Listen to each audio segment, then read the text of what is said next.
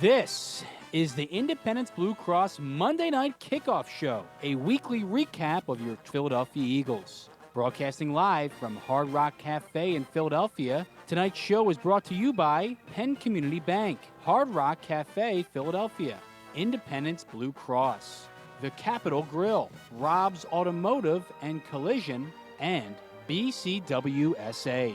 We now go live to the Hard Rock Cafe in downtown Center City, Philadelphia for the Independence Blue Cross Monday Night Kickoff Show. Now, here are your hosts, Paul Jolovitz and Paul Domowitch. And thank you very much, Matt Miro. Welcome here to the beautiful Hard Rock Cafe at 12th and Market for the Independence Blue Cross Monday Night Kickoff. We are not recapping an Eagle game.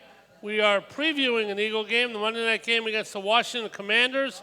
I got that right, didn't say Redskins, which is tonight at down at Lincoln Financial Field, 8-0, trying to go 9-0.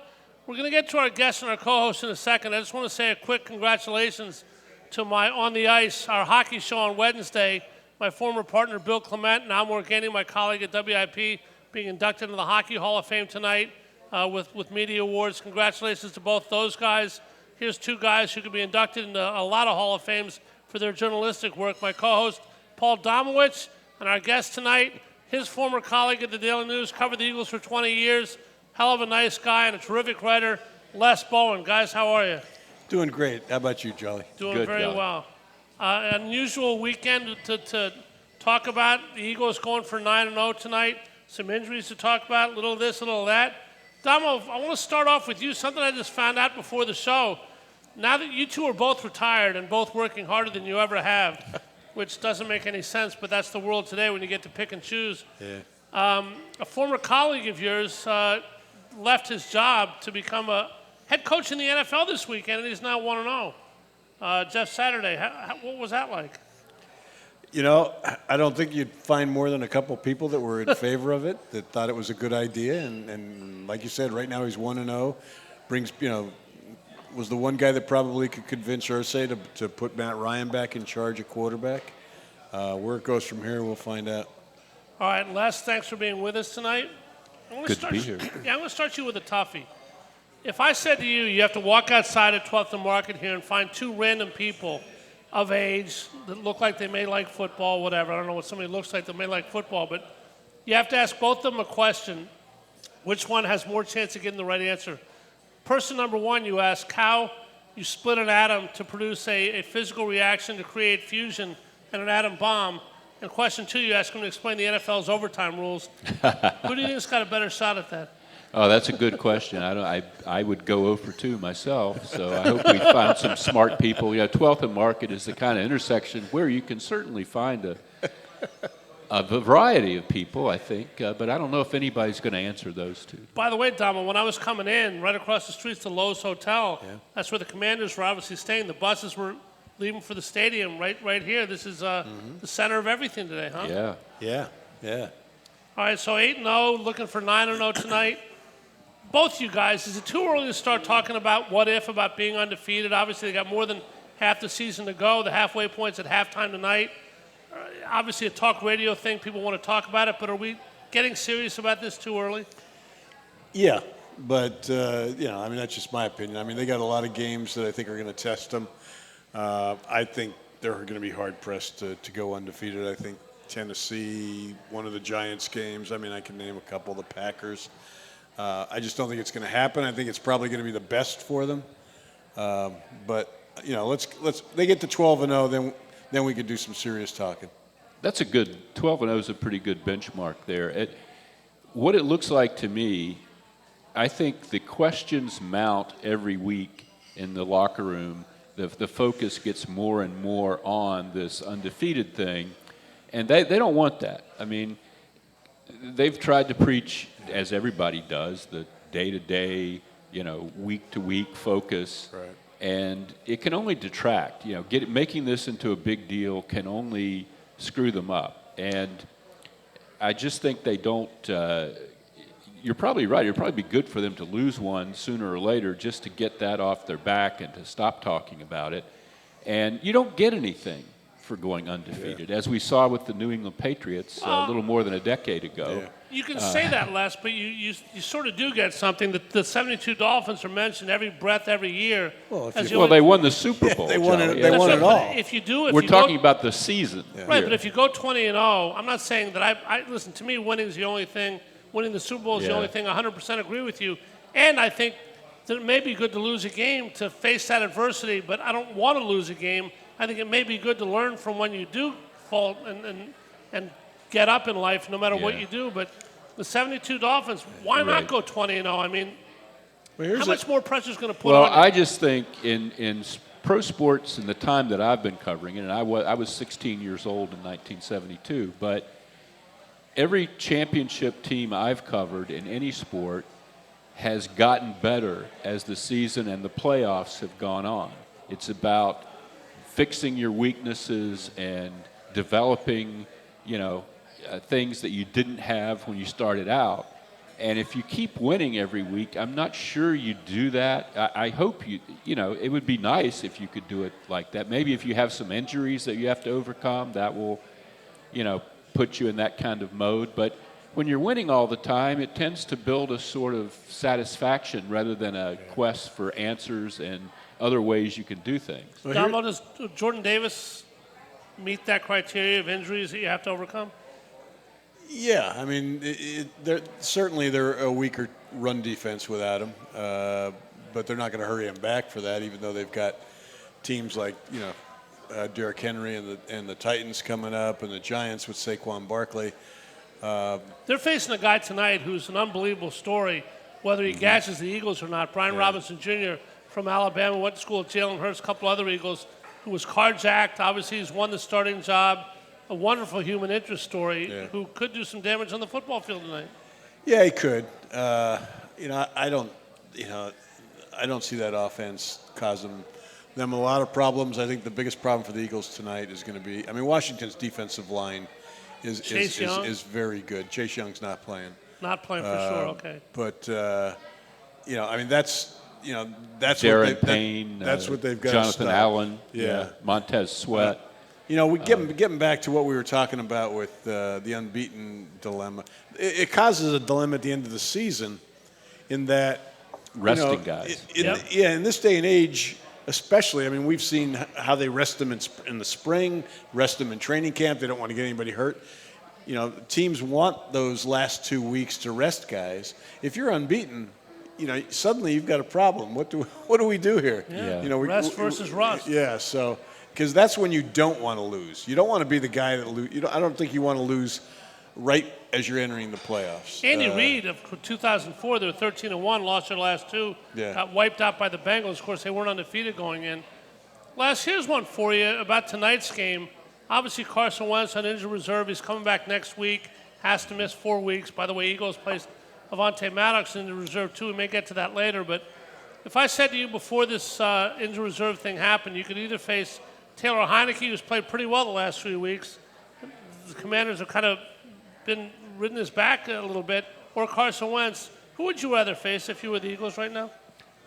Matching up against the Eagles, I would certainly rather face Wentz. You saw they sacked him 9 times in the Week 3 meeting. 24-8. I think it's weird because the Carson Wentz that I still think of when I think of Carson Wentz was a guy that was great at scrambling around the pocket and creating off-schedule plays. In fact, one of his signature plays was against Washington early in his career, where he, was sacked. Merrill Reese said he was sacked, and he somehow came out of it and threw a long touchdown pass. That's not who he is anymore. Nope. He can't get away. He doesn't see the rushers. It doesn't seem like. He just stands there and gets sacked, and Heineke at least gives you some mobility, he's not as easy to sack or to defend in that he can make off-schedule play. He's not a talented quarterback, I don't think. His passer rating is, I think, 87.6, which is 3 points better than Wentz, But he finds a way at big moments to do things. And he hasn't turned the ball over as much as Wentz was, and and they haven't had as many negative plays. He seems to energize the offense more Right. so than Wentz. Players seem to respond to him a little bit more than Carson. Yeah. They did to Carson. And the same. I mean, against Minnesota, he didn't play all that well. I mean, he had like a 5.32 yards per attempt. Yeah. Completion percentage was down in the low 50s. So, I mean, he's not a guy you have to worry a lot about. But they're going to have to contain him. You don't want him running. They've got two good weapons, Curtis Samuel and their other wide receiver, Terry McLaurin. Right. Yeah. So, there's things they've got to worry about. But as long as, and what they've done all year is not turn the ball over. Well, you mentioned Eagles, that. yes. Les mentioned that earlier. And then we talk about Jalen Hurts, his MVP type season has been unbelievable. The defense, the pass defense, A.J. Brown, many different things. But if you were to tell an NFL coach that your team's 8-0, what's the biggest reason for it? He said, well, if we're leading the NFL in turnover margin, the Eagles are not only leading the NFL in turnovers created, they're last in the NFL in turnovers made. 3 turnovers, including 1 fumble, the entire season. That was last game. 18 takeaways, plus 15. It's hard to be anything less than a wildly positive team with that kind of ratio, right? Yeah, that's true. And that's one thing I think some of the Eagles' critics look at and when they say they're not that good, because turnovers there's a lot of luck involved in the number of turnovers you get. Sometimes the ball just comes your way. Sometimes you're playing quarterbacks who tend to turn it over more than other quarterbacks. Yeah. It's hard to control that part of it, how many takeaways you get. But the part that isn't hard to control, and the part I think they deserve credit for, if you look at the lists, the rankings in the NFL over the last several years, you see a lot of the same teams in fewest number of turnovers given. Right. And turnover ratio still tends to be very good year to year to year for certain teams. Yeah. Consistent winners. Yeah, and that is something you can aspire to. Maybe you're going to play Jameis Winston, who throws a lot of interceptions. Only 30 last couple of years Yeah. ago. Yeah. Or maybe you're going to play Aaron Rodgers, who, until this year anyway, threw almost no interceptions. You can't say you're going to go out and get a bunch of interceptions because you're really good at taking the ball away, But you can say you're not going to turn the ball over. And they work so much in practice on this. It is a big facet of their practices now. They have all those things with the balls on the sticks and whacking guys as they come through the line. And it's a huge focus of this coaching staff, and they deserve credit for it, I Nick think. Sirianni's done a great job in that regard, Domo, isn't he? Yeah, Jonathan Gannon's been big. When Gannon took over, he had this. He made a big deal about this hits approach, which I forget what it stands for, but a lot of it had to do with basically, trying to strip ball carriers, and ironically, most of their turnovers have not been, stripping the ball carriers. They've either been strip sacks or they've been interceptions, and that's why, adding C.J. Gardner-Johnson, adding the cornerback Bradbury, right? Both guys who can actually catch the ball. I mean, they actually play the position like a receiver. CJ's got a couple of, both of them have diving interceptions this year. CJ leads the NFL with 5. Yeah. That's been a big difference, more so than back in. You remember a few years back, Chicago would just rack up ungodly numbers of takeaways, and they would strip the ball from ball carriers. They were just punching it out. You don't see a lot of that yet from this team. All right, we're going to take a quick break and talk much more about tonight's game around the NFL. Yesterday, some wild ones. Minnesota, Buffalo. Dallas was 195-0, leading by 2 touchdowns going into the fourth quarter. Now they're 195-1. That helps the Eagles out. We'll talk much more about it. I want to remind you that right here at the Hard Rock Cafe, they're adding some new elements to this great location right here on Market Street, remodeling the kitchen. Going to be down for a couple weeks. Because of that, we'll be doing the show virtually both next week and the following week. That's the 21st and the 28th with our guests Gary Cobb and Hollis Thomas. Visit www.wbcb1490.com or listen each week on 1490 AM and 107.3 FM. We're back with the Independence Blue Cross Monday Night Kickoff right after this. Hard Rock Cafe in Center City at 12th and Market Streets has it all. Great food takes center stage with dine-in and pickup available. Their burgers are so famous, they have their own chauffeurs. So order delivery and catering too. So if you're celebrating or just getting the band together, Hard Rock Cafe's got your back. For more info, hit up hardrockcafe.com. I'm always striving to live my healthiest life, so I need a health plan that has my back. With Independence Blue Cross, I get access to the largest network of doctors and hospitals in the region and free virtual doctor visits 24/7. Plus, with premiums as low as $0 per month, I can stay on top of my health and keep my budget in check. Independence has given me coverage I can count on, and they'll do the same for you. Explore your coverage options and enroll today at ibx.com. A truly unique dining experience awaits you at Fogo de Chão. Fogo de Chão awes patrons with their history and tradition of authentic Brazilian steakhouse, offering many cuts of decadent fire-roasted meats prepared over an open fire and served tableside by trained gaucho chefs. Currently featuring a holiday promotion. If you reserve your party now, your guests are rewarded with 2 gifts of your choosing. Contract required. Fogo de Chão, 1337 Chestnut Street in Center City, Philadelphia. For reservations, go to www.fogo.com or call 215-636-9700. Fall into relaxation at Hand and Stone Massage and Facial Spa. For an introductory price of just $69.95, enjoy the tranquility of their massage services and the rejuvenating glow their facial services provide. They even have specialty services such as a pumpkin facial or their signature hot stone massage. Restore, relax, and reset at one of Hand and Stone's 57 locations in Delaware, South Jersey, and Philadelphia, including the Lehigh Valley, for an introductory price of just $69.95. Call or book online at handandstone.com. Restrictions apply. See spa for details. We now return to the Hard Rock Cafe Philadelphia in downtown Center City for the Independence Blue Cross Monday Night Kickoff Show. Once again, here are your hosts, Paul Jolovitz and Paul Domowitch. And welcome back to the Independence Blue Cross Monday Night Kickoff Show live from Hard Rock Cafe Philly. Don't forget you can watch the show live at WBCBSports.com and Facebook Live by searching WBCB Sports. Again, we'll be virtual the next 2 weeks back here at the Hard Rock in 3 Mondays, hopefully to continue an undefeated Eagles season. Here at the Hard Rock, they have happy hour every Monday, Friday, 5 to 7 p.m., $1 off Bud Light, Sam Adams, and Blue Moon Draft, $6 off, or $6 House Chardonnay and Merlot, $5 Smirnoff and Cruzan Rum singles, the liquor drinks, which are $7 for doubles. And join us here at Hard Rock for live entertainment in the cafe every Wednesday. Enjoy some great food and our happy hour drink specials every Wednesday, 5 to 7 p.m., the Hard Rock Cafe at 12th and Market, where they treat us really well. They'll treat you really well, too.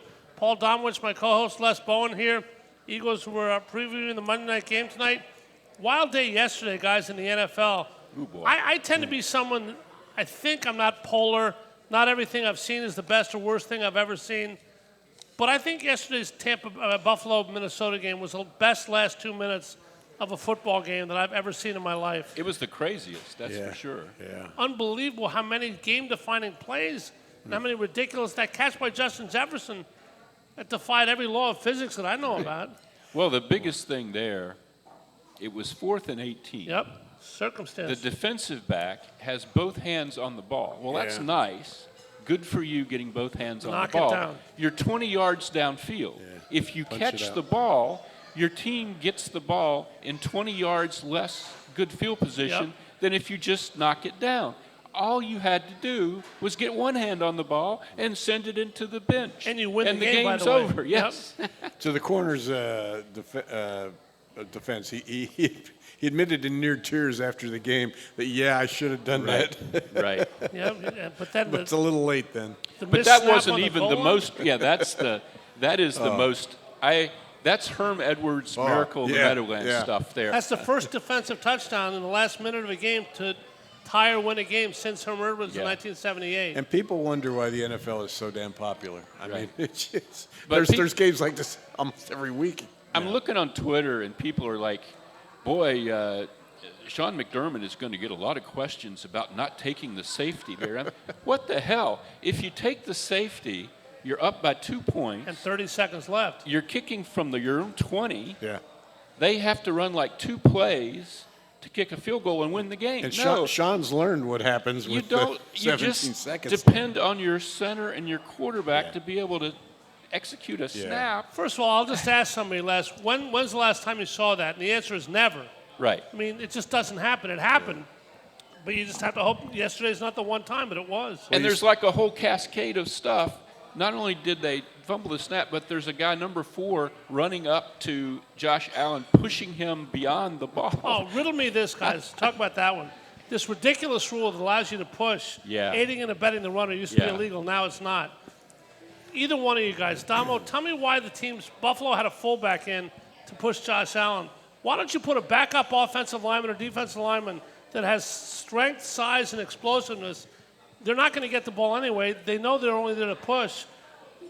Tell them you're going to sneak the ball. It's obvious. Why don't they put those guys back there? It makes no sense whatsoever to have a running back doing this. I guess because you're trying to create a little bit of doubt that it's not certain that's what you're going to do. That's why, the Eagles use, Dallas Goedert when they do it. It's been legal since 2003. Nobody's done it until the Eagles started using it this year.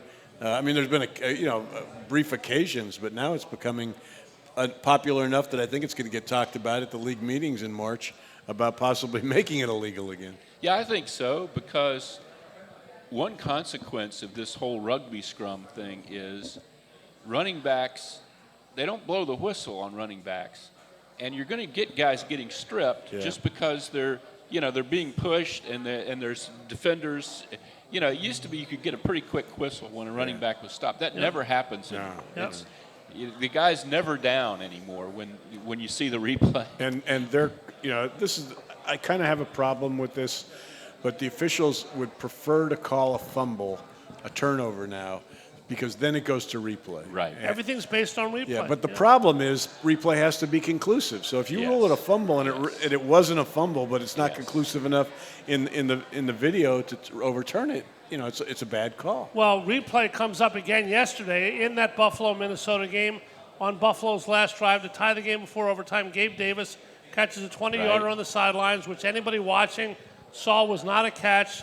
Somehow they ran the play. It didn't go to replay, and that caused a stir among some. Belichick said today replay should extend to the final 2 minutes of the game. Why it doesn't, nobody knows. You only get 1 or 2.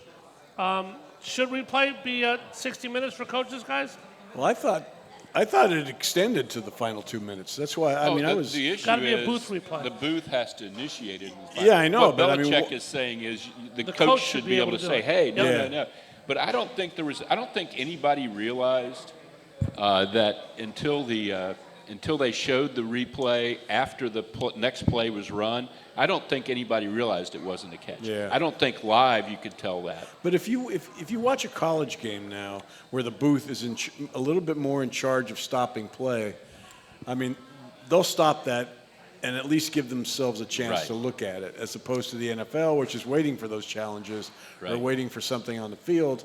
They're not getting a more demonstrative call for the guy up in the booth.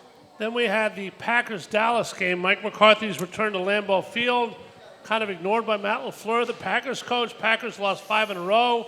Had a little subplots in there. And Dom and I were talking about this before the show last, so I'll point this one to you. I'm not a big Mike McCarthy fan. In fact, I think he's an idiot at times, way too conservative. He's got the Cowboys at 6-2, now 6-3. He didn't go for a game-winning field goal in overtime yesterday, or a game-leading field goal with the overtime rules, and got ripped apart for it. It was a 53-yarder. I'm not sure he made the wrong decision. They wound up losing, but I don't think in reverse. I think at that moment I said, if you go for it, I get it.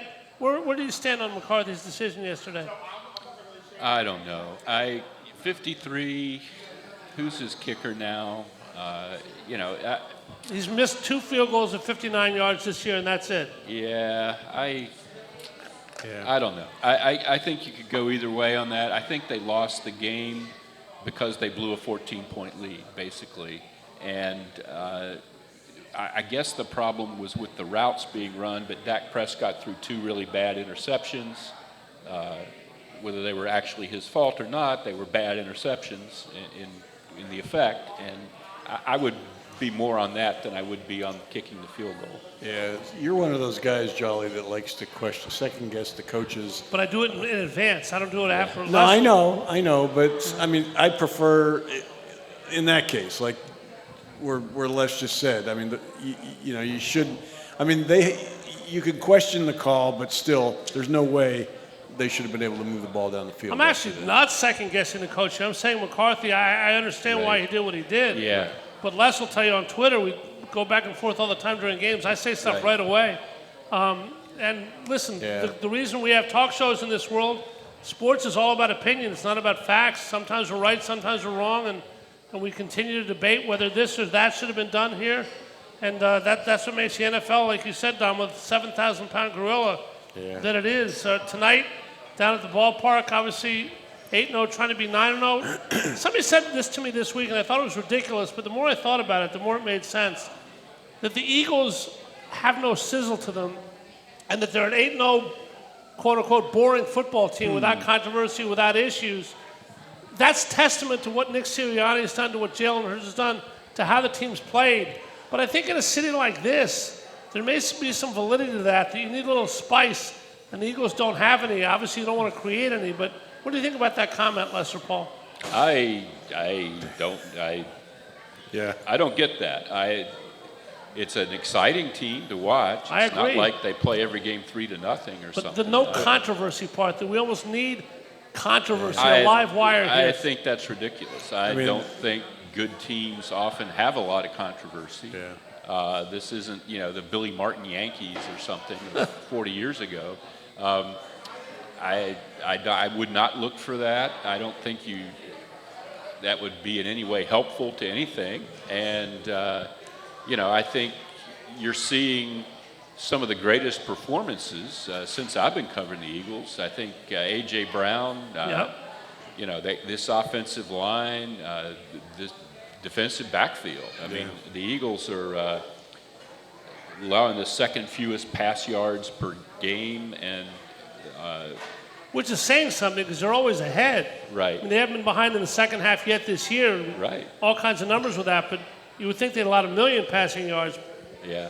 Well, it's interesting to me that Jonathan Gannon has such a bad reputation here among a lot of fans. Interesting, yep. I think there's a subset of the fan base that just wants like Buddy Ryan type defense. To blitz. They want to see a lot of blitzing. Yep. The game has evolved so much that you just can't live that way anymore, and they don't really have the personnel to do that. At this point, what they're doing, they do very, very well. They've given up more than 17 points once, and that was in the opener. And you just can't. It's hard to make a case that the guy's doing a terrible job. You see some drives that you think, how'd they give up that third and long? Why can't they stop this? But at the end of the day, the result is always very good. And he is blitzing more than he did last year. Yep. He's blitzing along the lines of percentage-wise that Jim Schwartz did when he was here. Working Reddick in. You don't notice it as much because he lines up in that five-man line, and they'll all come a lot of the times. But yeah, I mean, they're sending five after a quarterback pretty regularly, like about 26% of the time, and it's been very effective. I mean, their sacks are.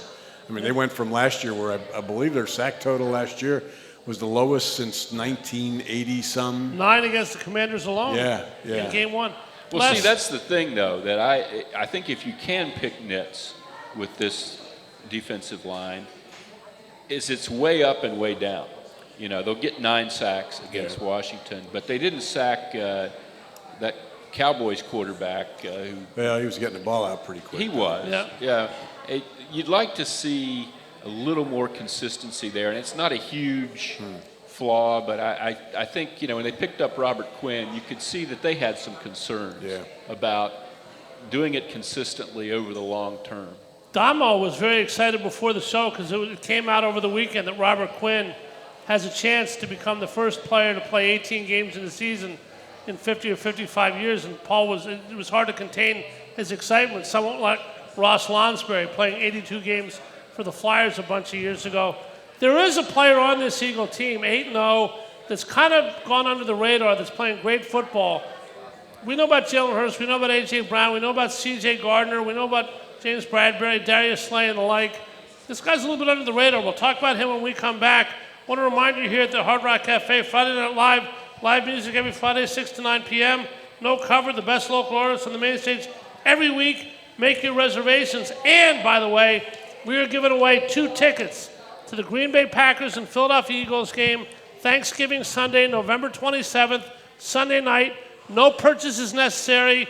Just submit your business card, your name, phone number, and email. Sean, our manager, has put the bucket right at the foot of our table. So if you're here at the Hard Rock, you can enter. We'll be drawing for tickets in a couple weeks. Eagles and Packers, no purchase necessary. Again, just submit your business card with your name, phone number, and email. You can go to the Eagles-Packers game, see what the Eagles can do, whether it can be 11-0, which that game would be. We'll come back. We're going to go for 9-0 tonight at the Link, and we're back at the Hard Rock Cafe at 12th and Market right after this. Stay with us.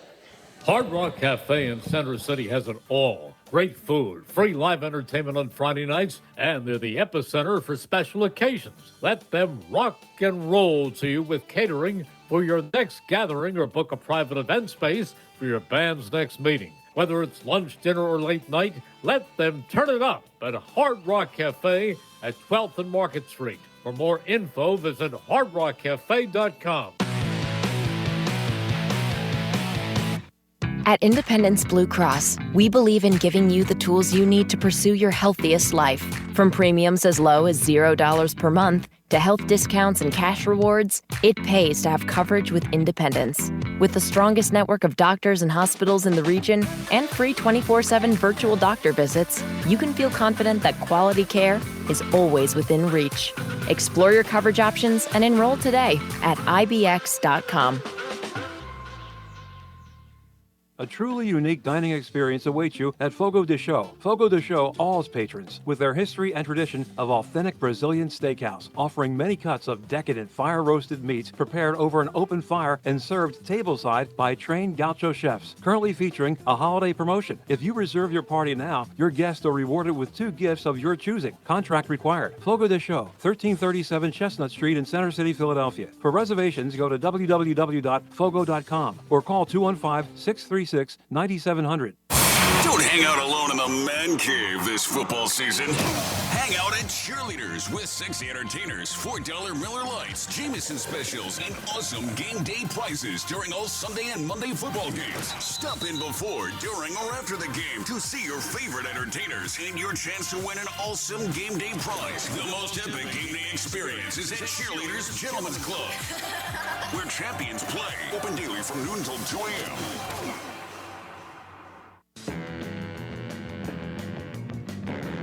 We now return to the Hard Rock Cafe, Philadelphia in downtown Center City for the Independence Blue Cross Monday Night Kickoff Show. Once again, here are your hosts, Paul Jolovitz and Paul Domowitch. And welcome back. Remember to enter our Packers-Eagles ticket pool. No purchase necessary. Our bucket's right in front of us. Just submit your business card or your name, phone number, and email. We'll be drawing at the end of this week 2 tickets to the Packers-Eagles game Sunday night, November 27th. Remember, we'll be Zoom the next 2 weeks. Won't be here at the Hard Rock. They're closing for some renovations on their beautiful kitchen. Gorgeous place we have here. So remember to submit your entries tonight. Les Bowen, our guest. Paul Domowitch, our co-host. The NFC East guys, as we near the halfway point, which again will occur at halftime tonight for the Eagles. Simple question, maybe not such a simple answer. Les, who's the second best team in the NFC East right now? Oh, you know, I still think it's Dallas, although the record-wise it's the Giants. I think the Giants have a really good defense. I just don't think they're... And they don't turn the ball over at all. Right. They don't... I don't know. We'll see how that goes when they play some better teams. Yep. People fault the Eagles for not playing good teams, but the Giants, the schedule has been Same very, schedule, basically. Yeah. I think Dallas is very, very talented, and I would say Dallas is the second best team, although they might not end up with the second best record. Domo? Yeah, I agree. I mean, if you can stop Saquon, and that's a big if, because I mean, right now he's along with Nick Chubb, he's probably the most dominant running back in the league. You pretty much shut down that offense. You're excluding Derrick Henry from that? Right now, yeah. Interesting. Okay. You know, because I mean, Daniel Jones is playing really well, but he's playing well within the offense and within the success that Saquon is allowing him to have. If he had to carry that team on his shoulders, I don't think it happens. So, you know, that's why I think Dallas has a few more options. They're limited with their wide receivers. They don't, you know, I mean, I still think they're going to probably end up with Odell Beckham, which is going to be could be a difference maker. Elliott missed his second straight game. Right. But will you guys say Dallas has a better offensive line than the Giants. Yeah, and you both say Dallas, which brings me to my next question. Why? Obviously, we're not here to pump up other teams. Eagles, Nick Sirianni's doing a wonderful job, got them undefeated, but Brian Daboll comes from the Bills, and you see a Giant team that's not excessively talented, maybe has an easy schedule like the Eagles, but they're finding a way to win games. What's Brian Daboll doing? What's number one thing that you point at when you say, why are the Giants, and how are the Giants 7-2? They're not turning the ball over. They're playing smart football. You know, he's maximizing the talents of guys that, you know, an offensive line that's not really, you know, real good. A wide receiving core. He's got nobody at wide receiver. I mean, they traded the one they had to the Chiefs. But he's got Saquon, and he's, you know, he's got Daniel Jones playing within himself and relying on defense. That's why I was going to say their defense is good. That's what I see. Especially their defensive line looks so much better than it looked a few years ago. But I think he's a good coach. You know. Oh yeah. I didn't like him yelling at the offensive lineman over and over again on tape yesterday. But he seems to have things. You know, that you don't see a lot of controversy there. You don't see a lot of unhappiness or people who don't like his methods. Yeah. And given what they had there with Judge and Gettleman. You know, this is a total culture change for them, and overdue. 2 years from now, that could be a Super Bowl team because I think they're gonna draft smart. Stay with Jones. Yeah, I think, you know, even though they didn't pick up his option, I think he's proven this year that they can win with him. I would be very surprised to see them, especially since they're going to have a good record and be drafting late in the first round. I don't see them bringing in somebody to try and replace him with. All right, we'll talk about surprises around the NFL at the halfway point in a second, but let's start right at home. The Eagles have many players who are going to be All-Pro, Pro Bowl. Obviously, the offensive line is terrific. Jalen, every week, makes smart decisions. A leader, does everything. Jason Kelsey on that offensive line. Darius Slay, C.J. Gardner. Hargraves is playing great. But there's a guy that, you know, flies under the radar, wasn't expected to play this year very much, as soon as third-round rookie Nakobe Dean took his job. But he's held Dean off and played great football sideline to sideline, undrafted 4 years ago out of Wisconsin. How big a surprise is it to you guys that T.J. Edwards is doing everything he's doing? I'll let Les go. Yeah, the first game, I was amazed that he played just about every snap, you know, because I came into the season, I respected him as a guy who had made it as an undrafted player and was useful on more than just special teams. He's big, he's strong, he's physical, but I didn't think he could cover anybody. And he's still not a great cover linebacker, but he's smart, and he makes up for his lack of speed by being able to sense things and anticipate things. He's probably the first linebacker they've had in a while that can do that. They had a long line of guys who just weren't very intuitive or very, you know. Kaiser White, too, you can say fits that mold. Yeah. White's more athletic than Edwards. He's also smaller. But, those are two really good linebackers, and that's why Nakobe Dean isn't playing. You know, it's not that he can't play. They've probably have the two best linebackers they've had there in a long, long time. Yeah, I think depth, Damo, huh? I think Dean has the difference he has made, even though he's not played, is, I mean, I think he's motivated the hell out of T.J. Edwards. I mean, since the moment they drafted him, I think T.J. Edwards, it lit a fire under him. Not that he hadn't been playing well beyond his talent before that, but I think he's a different player. He somehow managed to get faster. I don't know how that's possible. I think it's anticipation. I really do. I think he knows what's going to happen. You're probably right. Get a quicker jump. And the other thing is, this year their pass rush is so much better with the addition of Hassan Reddick and other things that have happened, having BG back, Quinn. that he's not stuck on an island out there with a running back or a tight end where he has to cover him an extra split second. And that's when you get exposed for your lack of speed. That's not happening. Well, I'm going to go back to something Les said when talking about T.J. Edwards. He's not just a special teams player anymore. Special teams is the one area, the coverage teams, obviously, the return game, Covey's been okay, but not what some people anticipated coming out of Utah. It's been kind of blah, basically, the special teams. Michael Clay has been ripped in some ways, 29-year-old special teams coach for the Eagles. There's going to come a game, guys, where there's going to be a special teams play that's going to cost the Eagles if this continues. You just can't pulverize teams every week. How much fear, not fear, but how much trepidation do you have about the special teams, either one of you, and where can it go from here?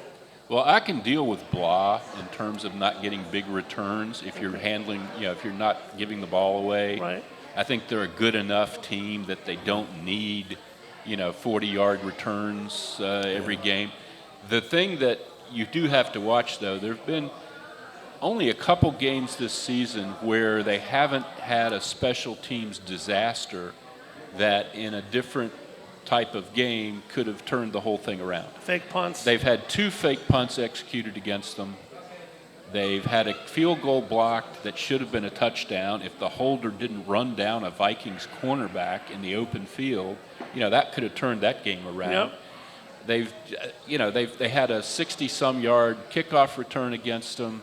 It's amazing to me the number of times special teams has kind of bitten them in the butt, and they don't seem to, you don't get any acknowledgement of that from Michael Clay or from Nick Sirianni, because a lot of it doesn't show in the stats. If you look at the special team stats, they're not at the bottom of the league in anything, because things like that don't show in the stats. There's no fake punt executed against you stat. Well, one stat that I think is kind of one of the reasons why they don't seem to be in a hurry to do anything. I thought during the trade deadline, they would go out and get a Chris Maragos or a Brian Bremen type player that could make a difference on special teams. But you look at average drive starts for both the offense and the defense. I mean, they're first in the league in average drive start defensively. But a lot of it comes because of all the turnovers they have. Not because of anything the special teams, but it's overshadowed it. You're right. It's kind of gotten buried beneath anything. As long as nobody breaks one in a key game. Problem is, like Les said, it's going to come back to bite them at the worst time. And people are going to go, oh, yeah, we should have probably fixed that. Guys, there's a guy in injured reserve tonight that we mentioned earlier. I said we'd loop back to him later. That later is now, who not a lot of people say a lot about. He is the slot corner for the Philadelphia Eagles. He's in his 5th year from Pittsburgh.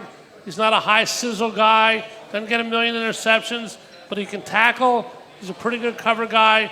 And the way the Eagles secondary has been playing, we hear about Bradbury, we hear about Slay, C.J. Gardner-Johnson, even Marcus Epps. What is the loss of Avonte Maddox going to mean to this defense, and who's going to be able to slide in tonight? Well, it's going to be Josiah Scott. But Avonte Maddox, I think, is having his best year. I think he's been as good as any slot corner in the league, pretty much. And it's a big step down to Josiah Scott, who hasn't played that much here. He was originally drafted by Jacksonville. I think he has 120 defensive snaps this season, but most of them were in 2 games, the Jacksonville game and the Arizona game. He played a lot of snaps. I don't remember why, frankly, but he did. And I know Pro Football Focus gave him terrible grades for the Jacksonville game and then good grades for the Arizona game. So I don't really know what to expect from Josiah Scott, but, that's an important role in the NFL in 2022. It's not, you have 2 outside corners who are good. It's not like they can just sort of shade over and cover the middle too. I mean, it's a real problem, and Josiah Scott had better be pretty good, I think. I thought what was interesting was they've put Maddox on IR. For an injury that you probably could have thought maybe in a couple weeks, maybe 3 weeks, he'd be able to make it back. Is this thinking about the playoffs in advance? I think it's an approach they're taking. You look at Jordan Davis, the same thing. They want him on IR. They want him completely healed. They want him to get him back 100% so that they're not like re-injuring it and not ready for the playoffs. I mean, I think they're at a point now where they're so comfortable with where they are and who they are and what they have as replacements. You like that strategy? Yeah, I do. Because they have a better feel for Josiah Scott. They have a better feel for the guy they put in for Jordan Davis last week before Hargrave did not work out real well. But I mean, when you're 8-0, I'm not going to question a whole lot you're doing. Well, I just think, you saw Maddox. I think Maddox played part of that game in Houston with the hamstring, and he struggled. Yeah. That was his worst game. I think you look at that, you don't want him out there with a taped-up hamstring trying to struggle his way through a game. There's no reason when you're 8-0 to even think about that. Well, pulled muscles become serious week to week. The more you and a hammy for a corner is a big deal. I get him healthy, make it work somehow, build some adversity into your situation that you can overcome. I don't have a problem with it. Now, Washington, if Taylor Heineke throws 3 touchdown passes to a slot receiver tonight, then maybe my view will become unpopular. But right now, I don't mind it. Never know what's going to go on. Eagles and the Commanders, 8:20 tonight down the stadium. Merrill Reese and Mike Quick on WIP Radio. Make sure you catch that. We're here at the Hard Rock Cafe at 12th and Market with Les Bowen, our co-host Paul Domowitch. We'll be back for our final segment. Remember to enter the drawing for a pair of Eagles tickets, the Eagles-Packers Sunday Night Football game, November 27th. No purchase is necessary. Just submit your business card or your name, phone number, and email right here in the bucket in front of us. You can join. Happy Thanksgiving to everybody in advance, and we'll be back with the last segment right after this. Stay with us, please. Hard Rock Cafe has it all. Great food takes center stage as they tune up your visit with free live music every Friday night at 6. Sponsored by Conshohocken Brewing Company. See Philly's best rocking the main stage while you enjoy Hard Rock favorites right here in Center City. Pickup, delivery, and catering available. For more info, visit hardrockcafe.com.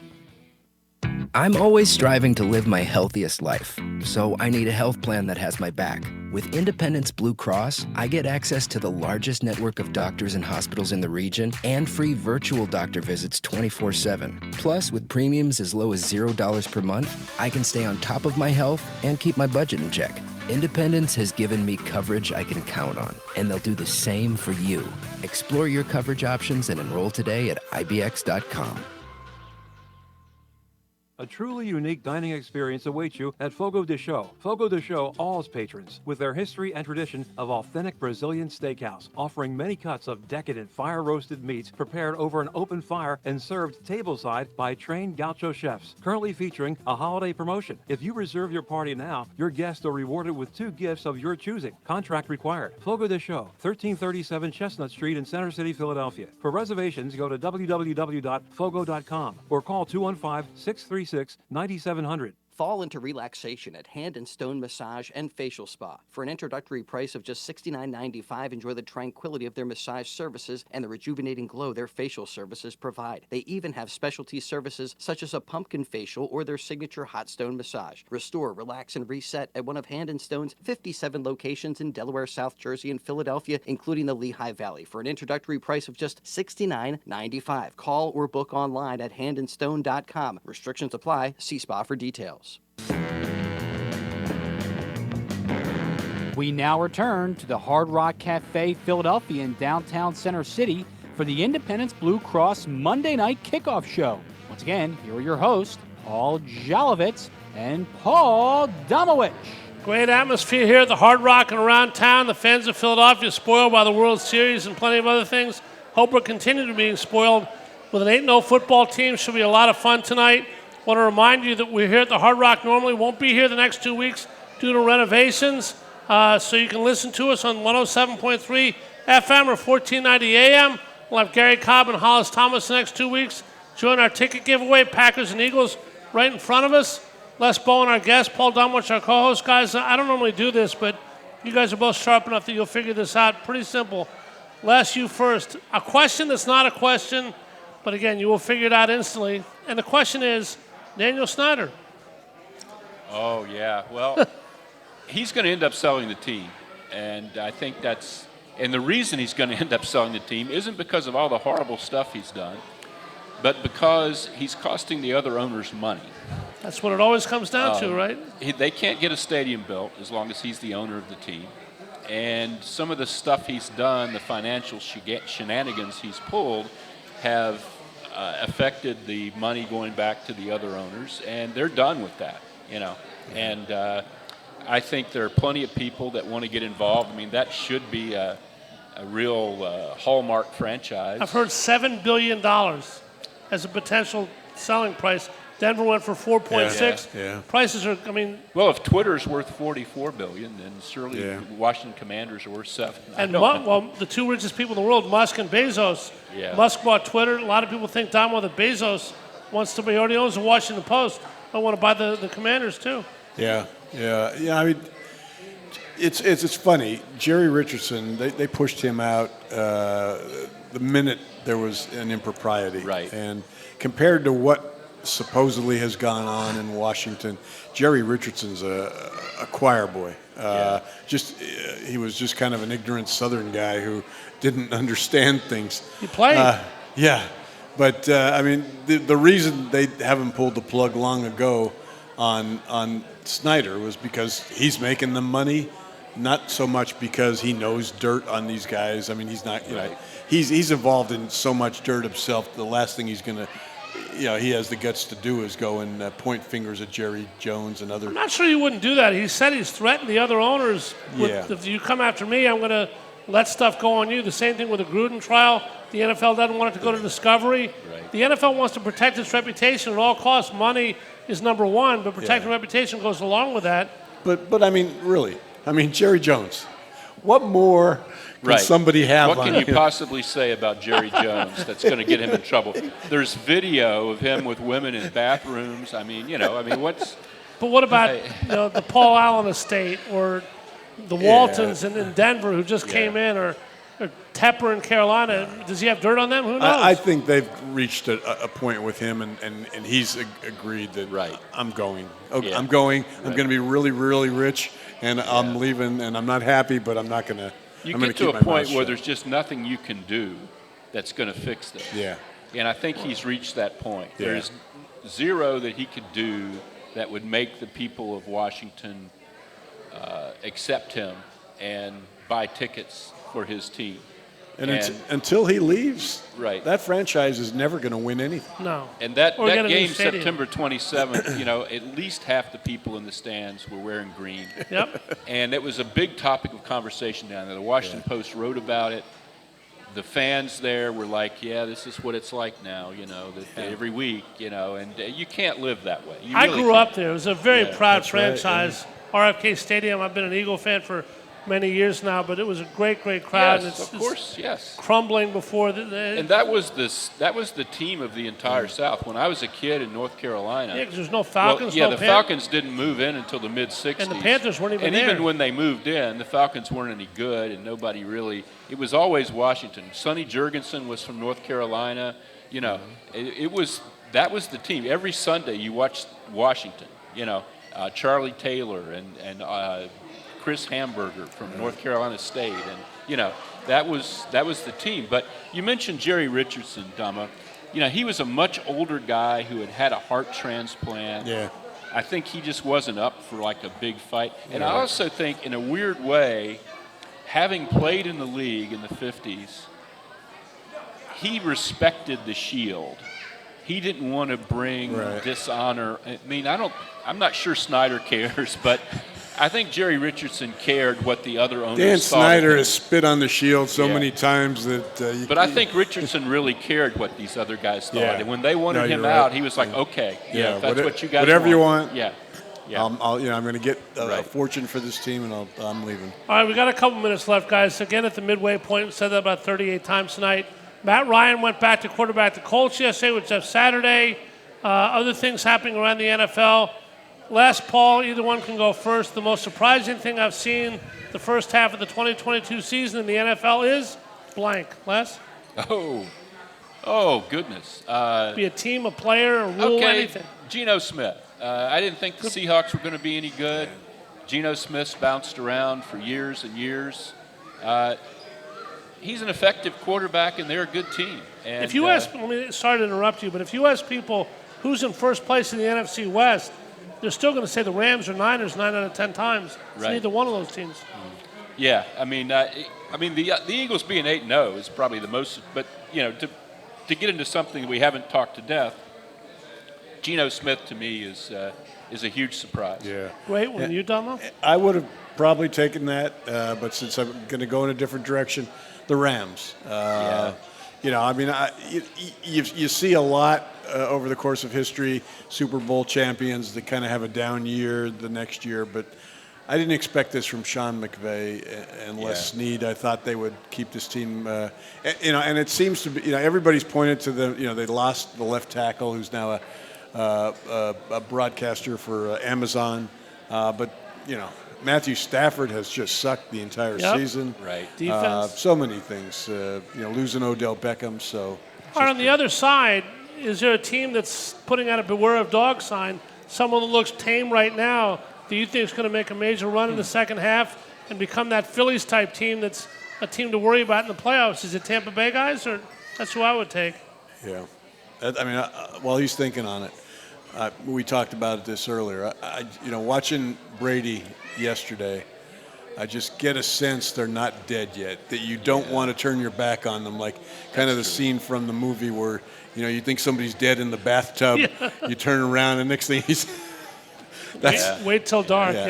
They're gonna win that division because somebody's got to win that division, which means they're going to make the playoffs. And after that, all bets are off with Brady. Well, an AFC team that has been good statistically all season, but was finding ways to lose there for a while, is the Baltimore Ravens. I think they're really, really good. Yeah. And I don't know what the hell was going on there for those, 3 or 4 weeks where they just couldn't win a game. But they had double digits every game they played. I like that team. All right, what about I haven't heard the Jets in one comment all night. Yeah, I don't know what to make of that. Yeah, I think they're going to finish with a good record. I just think they're a year away. I think Joe Douglas a year away from contending for the Super Bowl, or a year away from people believing going deep into the playoffs. Okay. I think that right now, they're going to that race in the AFC East is going to go on for a while. They're certainly going to be a part of it. They still have at least one game left with Buffalo, I believe.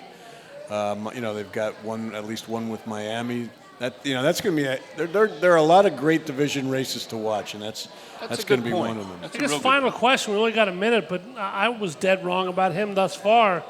Just say 3 letters, Tua. He's been unbelievable. Yeah, we were talking earlier about whether Tua and Jalen. How much do the wide receivers enhance a quarterback? And you can, they do, obviously. They really do. That's not taking anything away from Tua or Jalen, but having great receivers, wow. I read something in the offseason about Josh Allen's development in Buffalo, and basically the story said, he developed when they got Stephon Diggs. He developed real well. Well, it's a team sport. If you're a driver, a race driver, and you get a Ferrari instead of a Dodge Dart, you're probably going to go faster. Guys, this has gone really fast this hour. I wish we had more time to talk about it. Eagles and the Commanders, 8:20 tonight, Monday Night Football. Remember, we're not going to be here next 2 weeks. Gary Cobb, our guest next week on Zoom. You can listen on 107.3 FM and 1490 WBCB. Back at the Hard Rock in 3 weeks from tonight. Les Bowen, thank you so much for being here tonight. We had a great night, and see what happens with the Birds tonight. Thanks again. Yes. Damo? Have a good night, Jolly. It was a great show. As always, job. great Thanks show. a lot. Yep, thanks for coming. Enjoy the game, everybody, wherever you're going to see it. If you're going down, if you're going to watch it, listen to it with Meryl and Mike. Have a good time. Chris Summer produced this Prime program. Keith Noonan back at the station. I'm Paul Jolovitz for Paul Domowitch and our guest Les Bowen, saying for the Independence Blue Cross Monday Night Kickoff, have a great week, and go Eagles. You've been listening to the Independence Blue Cross Monday Night Kickoff Show. Tonight's show is an exclusive presentation of WBCB 1490 and 107.3 FM and heard around the world at WBCB1490.com.